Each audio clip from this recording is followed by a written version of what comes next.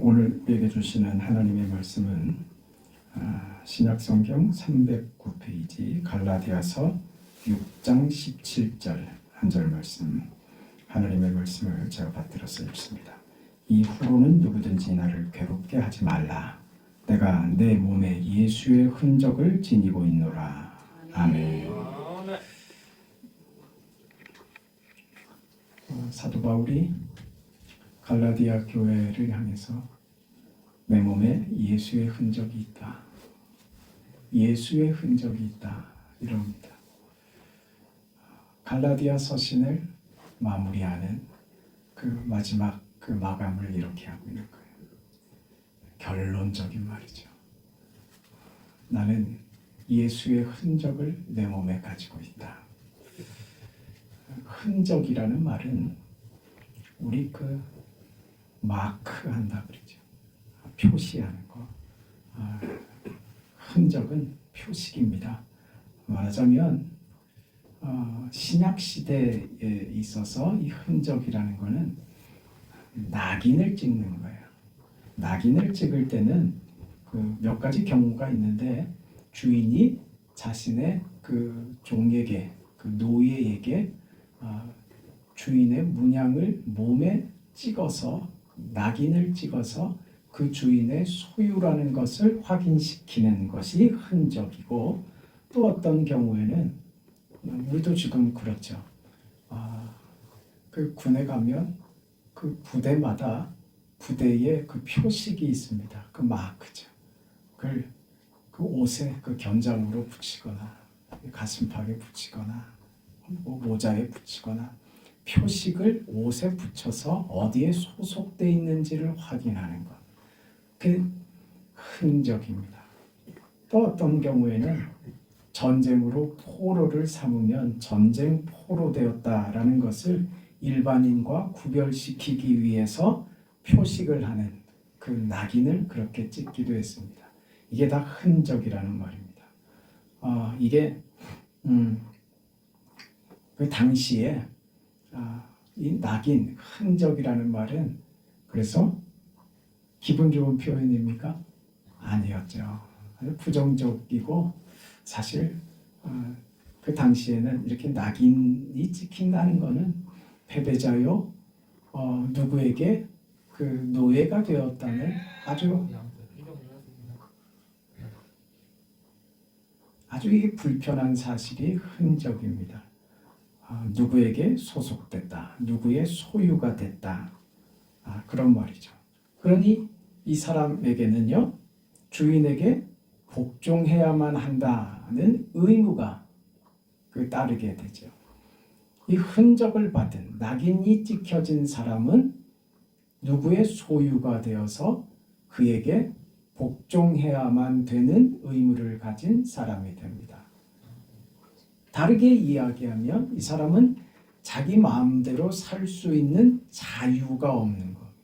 자유를 잃어버린 사람, 통제받고 있는 사람, 자기 마음대로 할 수 있는 게 아무것도 없는 사람, 도망가지 못하는 사람, 다른 이들과 섞여 살 수도 없이 구별되어 통제 속에 놓여 있는 사람. 그래서 이 흔적, 이 낙인, 스티그마라는 말을 씁니다. 그래서 이 말은 사실은 이 낙인, 이 흔적은 죽음의 표식인 거예요. 자기 것이 완전히 상실돼 버린 죽음의 표식이 흔적입니다. 이 흔적이라는 말을 바울이 자신에게 썼다는 말입니다. 나는 흔적을 가지고 있다. 그 당시에 끔찍한 표현이 흔적인데 누구도 반가워하지 않고 누구도 달가워하지 않는 모두가 다 외면하는 그 단어, 이 흔적이라는 말을, 낙인이라는 말을, 그걸 바울은 스스럼 없이 자기 자신을 향하여 사용하고 있더라 하는 겁니다. 나의 몸에 흔적이 있다. 그 흔적은 예수의 흔적이다. 이렇게 말합니다. 바울이 왜 이런 이야기를 하는가 하면 바울은 예수의 흔적을 받은 사람이기 때문에 그렇습니다. 바울은 다메섹 도상에서 예수님을 만납니다. 그때 예수님이 그에게 찾아오셔서 그를 예수님의 종 삼으십니다. 예수의 종 되었다는 표식, 그 흔적을 받게 된 것이죠. 그래서 나는 예수의 흔적을 가지게 되었다. 그 예수의 흔적은 십자가의 흔적이다. 그 영광의 광채와 자신의 죄를 찔러주는 예수님의 음성이 그를 그의 영혼 속에, 그의 육체에 예수의 흔적으로 남겨있는, 그의 심령 골수 깊숙한 곳에 예수의 흔적이 박혀있는 그 다메섹 도상에서의 예수님과의 만남, 그가 나는 예수의 흔적을 가졌습니다 라고 말할 수밖에 없는 이유가 된 겁니다. 예수님의 죽으심과 부활하심이라는 이 지울 수 없는 생명의 인이 그에게 찍힌 겁니다. 그래서 바울이 그렇게 고백하죠. 나는 십자가 외에는 결코 자랑할 것이 없습니다. 말하자면 바울은 나는 십자가의 인이 찍혔습니다 하는 겁니다. 그래서 이제 나는 예수의 포로가 되었습니다. 나는 내 마음대로 살고 싶은 자유를 스스로 포기했습니다. 나는 예수 안에서 예수께서 허락하시는 자유로 살고자 합니다. 나는 그 흔적을 받았습니다. 내 삶에 내 욕심은 통제될 것이며 나의 삶에 찾아오는 모든 유혹은 거부할 것입니다. 나는 세상의 어떤 기대나 욕심이나 사람들이 나를 대하여 하는 어떤 태도도 어떤 반응도 나는 개의치 않을 겁니다. 나는 예수로 나의 마음이 움직일 것이며 예수로 통제되고 예수 안에서 자유하며 예수 안에서 만족하며 예수 안에서 기쁜 그 인생을 살 겁니다. 왜? 나는 예수의 흔적을 받은 예수 그리스도의 종이기 때문입니다. 그것이 나의 자랑이고 그것이 내 인생의 명예입니다. 내 기쁨이고 내 보람이고 내가 살아있는 의미이며 내 생의 최후의 목적입니다. 그게 바로 내 몸에 그리스도의 흔적을, 예수의 흔적을 가졌다라고 말한 바울의 이유입니다. 여러분, 우리가 그 예수로 사는, 예수께서 내 안에 찾아오시고 예수로 거듭난 인생이 되지 않으면 우리는 늘 괴롭습니다. 어느 것 하나도 만족할 수 없고 그저 사는 것이 고통일 뿐이죠. 그 현실을 삽니다. 잊어버리고 싶죠. 네, 잊을 수 없는 내 삶을 파고들고 찔러대는 날카로운 그 창끝이 되어서 세상이 나를 찔러대죠. 날이 선 검이 돼서 나를 난도질하죠. 피하고 싶고 도망가고 싶죠. 그래서 취하죠. 잊어버리고 싶어서. 그게 우리 인생이고 현실입니다. 우리는 그런 세상 때문에 더 이상 괴로워하고 싶지도 않고 그런 세상에 노예처럼 살고 싶지도 않습니다. 나는 예수의 사람이 되었습니다. 예수의 흔적을 받았습니다. 그 흔적, 십자가의 흔적을 받았습니다. 그 흔적을 내가 내 몸에 지니고 있다고 하는 거예요. 지니고 있다고 하는 것은 짊어졌다는 겁니다. 살아가고 있다는 겁니다. 나는 예수의 흔적을 가지고 내 인생을, 내 현실을 살아가고 있습니다 하는 말입니다. 충성스럽게 예수 그리스도를 따라 사는 사람이 되고 있습니다. 나의 몸에 짊어지고 있다. 예수의 흔적, 주님의 십자가 때문에 내가 내 삶을 삽니다. 고통스러워도 손해를 봐도 상처가 있고 마음에 어려움이 있더라도 그것을 나는 짊어지고 살아내고 있습니다 하는 겁니다. 바울은 그 예수의 흔적을 가지고 있는 자로서 그는 육체적으로 많이 힘들었습니다.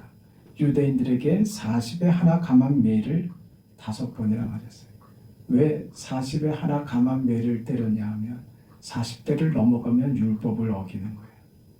그 실수로 세다가 한 대 더 때릴 수도 있잖아요. 그럼 이살 때린 사람이 죄를 짓는 게 되는 거니까. 그러니까 39대까지만 그 숫자를 센 거예요. 그 39대를 때립니다. 이건 초죽음을 시키는 거예요. 죽기 직전까지 때리는 거. 되게 태형입니다. 그걸 몇 번이요? 5번이나. 그는 인간으로서 더 이상 당할 수 없는 끔찍한 경험을 다 했습니다. 돌로 맞고 창으로 맞고 강의 위험, 온갖 위험들을 다 받았습니다. 강도들에게 죽임을 당할 뻔하고 동족들에게 죽임을 당할 뻔하고 이방인들이 그를 죽이려고 하고 광야에서 바다에서 온갖 경우에 어려움을 다 당했습니다. 말하자면 그가 살아내는 예수의 흔적으로 살아내는 인생 전체가 그에게 호의적이지 않았다. 예수 외에는 우리 편이 없습니다. 예수 외에는 없어요. 누구 사람한테 기대려고 하지 마세요. 저 사람하고 좀 친하게 지내고 저 사람하고 좀 가까이 지내면 나도 좀 도움을 받을 수 있을까 하는 그런 기대로 살지 마세요. 아무 소용없습니다. 성경이 우리에게 요구하시는 것은 네가 저 상대에게 필요가 되어주는 사람이 되어라 라고 말했지, 사람들에게 굽신거리고 사람들에게 도움을 청하는 삶으로 살지는 말아라고 하시는 거예요. 도와주세요. 도움을 받으려고 들지 말고 도와주면 감사하게 받으면 되는 것이고 도움을 받는 것이 마땅하다고 생각하지는 마세요. 도와주는 좋은 이웃이 되세요. 그러나 여러분, 사람을 기대하거나 의지하지 마세요. 왜냐? 누구도 내 편은 세상에 없습니다. 오직 예수만이 우리 편이 되어주세요. 그걸 바울이 살면서 수도 없이 겪죠. 그건 육체적으로만은 아닙니다. 정신적으로도 그는 굉장히 힘들었어요. 제가 언제도 말씀드렸죠. 목사님들이 목회를 하는데도 그 우울증에 걸리는 목사님들이 숫자가 굉장히 많아요. 우리가 잘 아는 우리나라에서도 유명한 목사님들이 우울증에 걸렸던 목사님들이 굉장히 많단 말이에요. 그럼 왜 그럴까요? 믿음이 없어서요. 그렇게 단순하게 말하면 안 돼요.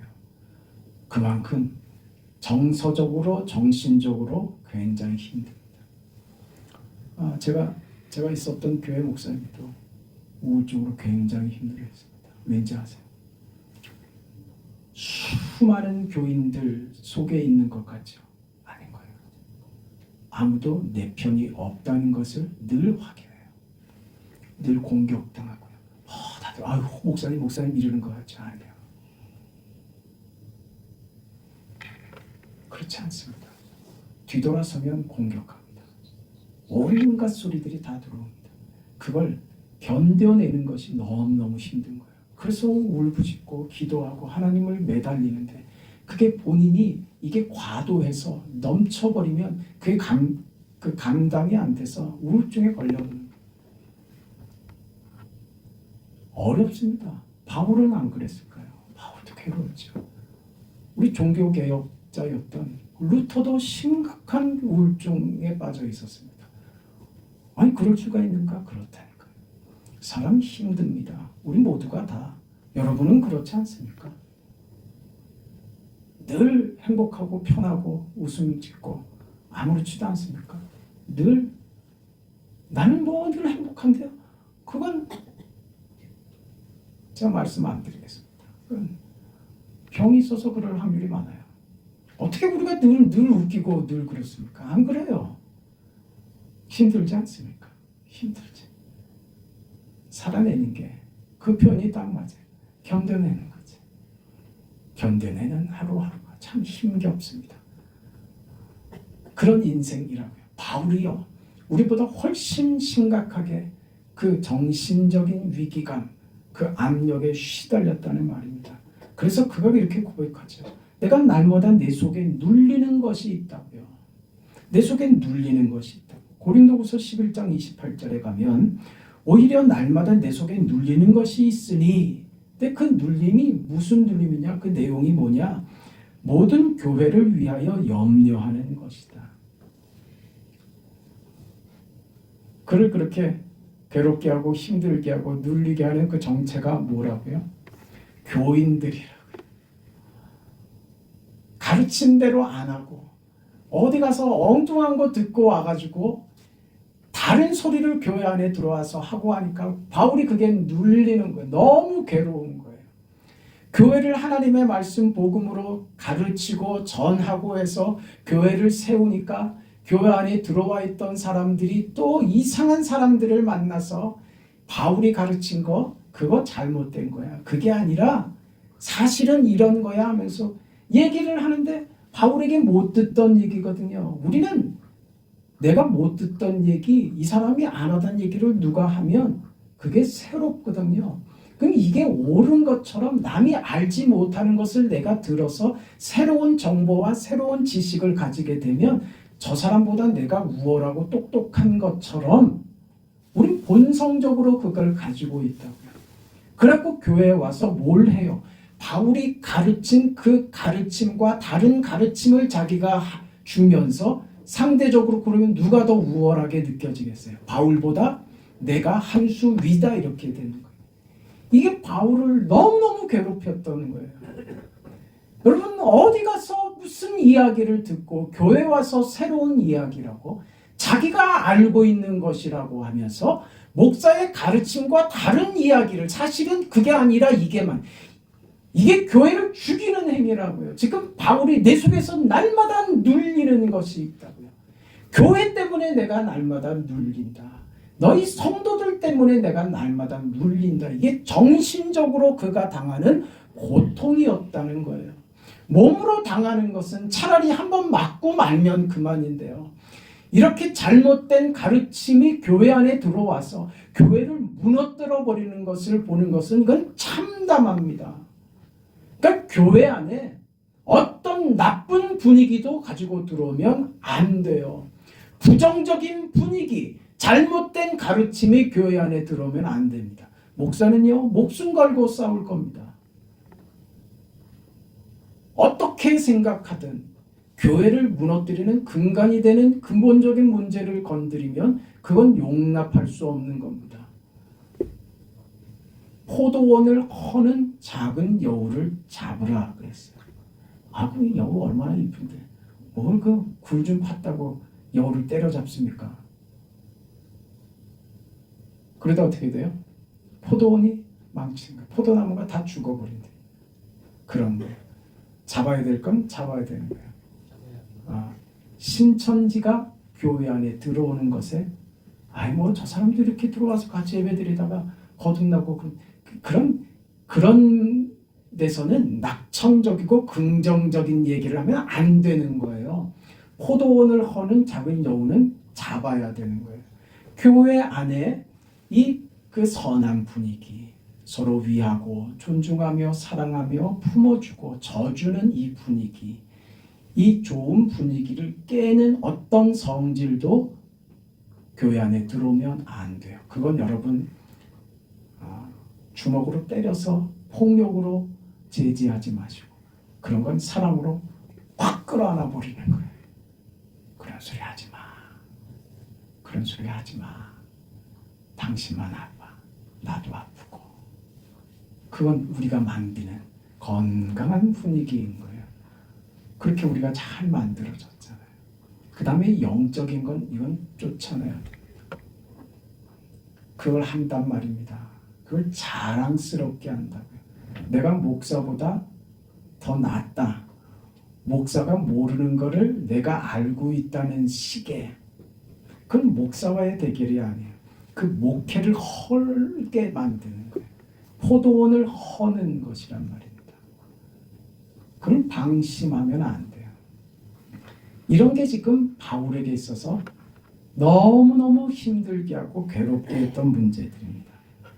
그래서 갈라디아 4장 19절에 바울이 이렇게 말합니다. 나의 자녀들아, 너희 속에 그리스도의 형상이 이루어지기까지 다시 너희를 위하여 해산하는 수고를 한다. 단지 구원받은 것으로 끝나는 게 아니란 말입니다. 교회 생활, 신앙 생활을 잘 할 수 있도록 잘못된 생각에 물들지 않고 교회가 건강한 교회를 이루어가며 건강한 신앙 생활을 할 수 있도록 바울이 뭐 하겠다고요? 해산하는 수고를 하겠다. 그 고통 없이 만들어지지 않는다는 겁니다. 그게 힘든 겁니다. 그게 바울이 나에게 예수의 흔적이 있다고 하는 거예요. 내 몸에 예수를 위하여 몽둥이로 맞고 위험 속에 들어가고 쫓겨다니면서 온갖 고통을 당한 몸의 흔적이 있고, 내가 복음을 위해서, 교회를 위해서, 너희를 위하여 내 마음에, 내 감정에, 정신에 손상을 입고 그 상처를 입은 이 흔적이 내게 있다. 이렇게 얘기하는 겁니다. 이게 바로 그 바울이 얘기하는 예수의 흔적입니다. 그러면서 그는 이렇게 얘기합니다. 이 말을 우리 종합해서 한번 봅니다. 이후로는 누구든지 나를 괴롭게 하지 말라. 나를 괴롭게 하지 말라. 내 몸에 예수의 흔적을 지니고 있노라. 바울이 예수님의 노예가 되고 종이 되고 예수님을 위해서 충성하는 고난의 증인이 된 것. 나를 괴롭게 하지 마라. 나를 공격하고 나를 더 이상 아프게 하지 마라. 내가 이런 삶을 사는 것이 너희 보기에 안타까워 보이느냐? 그럼 이런 나를 너희가 동정하지 마라. 나를 괴롭게 하지 말라. 뭐예요? 이게 내 자랑이다. 내가 이렇게 사는 게 내 자랑이다. 이게 명예롭다. 나는 이 삶에 자부심을 가진다. 여러분, 예수님으로 사는 것이 여러분 인생의 자부심이 되기를 바랍니다. 여러분, 지금 갈라디아의 교회를 향해서 이런 말을 하는 이유는 뭐냐면요, 갈라디아 교회 안에 자기가 자랑이 되는 그런 사상이 주류를 이루고 말았단 말입니다. 자기가 자랑이 되는, 내가 잘났다고요. 내가 율법을 지킨 잘난 나 때문에 내가 구원받았고 하나님이 내게 이런 은혜를 복을 주시는 이유는 내가 잘났기 때문이다. 그게 내 안에 표식이 있기 때문이다. 내가 몸으로 삶으로 내가 이루어낸 나의 결실과 결과가 있기 때문에 지금 이런 대접을 받고 있는다. 이 말입니다. 이게 율법주의이며 유대주의이며 그것이 구체적으로 어떤 표식으로 나타냈냐면 그게 할례였다는 거예요. 그래서 할례 받지 못한 자는 구원에 이르지 못한다. 표시가 있어야 된다 이 말이었어요. 그 표시라는 건 뭐냐면 내가 내 몸에 가지는, 내 의지로 가지는 내 표시, 내가 육체로, 내 행동으로, 내 결정으로 내가 만든 나의 결과, 그것으로 나는 복된 인생을 가진다. 이게 지금 갈라디아 교회 안에 침투에 들어온 것이라. 그래서 바울은 뭐라고 했어요? 나는 무슨 흔적이요? 예수의 흔적을 가졌다. 너희들 잘난 맛에, 너희들이 잘나서 그렇다고, 너희들이 똑똑하다고, 너희들이 유능하다고, 너희들이 가진 재산, 너희들이 뭐 어떻게 율법을 지키며 성실하게 살았다고, 열심히 직장 생활해서 돈 모으고 집도 사고, 그래서 지금 노년이 그래서 좀 편해졌다고, 그게 너의 자랑이라고, 그게 지금 너의 인생을 만들었다고 얘기하느냐? 그런 너희들 때문에 내가 괴로워 죽겠다. 그런 너희들의 생각, 믿음 없는 생각, 하나님은 없고 그저 내가 뭐하고 했다고 하는 너희들의 그 잘남과 너희들의 그 그릇된 믿음 없는 소리들 때문에 내가 괴롭다. 내가 눌린다. 알아라. 나는 내 몸에 내가 만든 흔적이 아닌 그리스도께서 내 몸에 새겨주신 흔적이 있다. 예수께서 새겨주신 흔적이다. 나는 알지도 못했다. 나는 그런 예수를 죽이려고 들었던 자다. 그런데 그 예수께서 내게 직접 찾아오셔서 나를 위하여 십자가에 죽으신 그 죽음의 손으로, 못 박힌 그 손으로 친히 내 몸에 십자가의 흔적을 남겨주셨다. 받을 수 없는 죄인이 예수의 은혜로 그 흔적을 받게 되었다.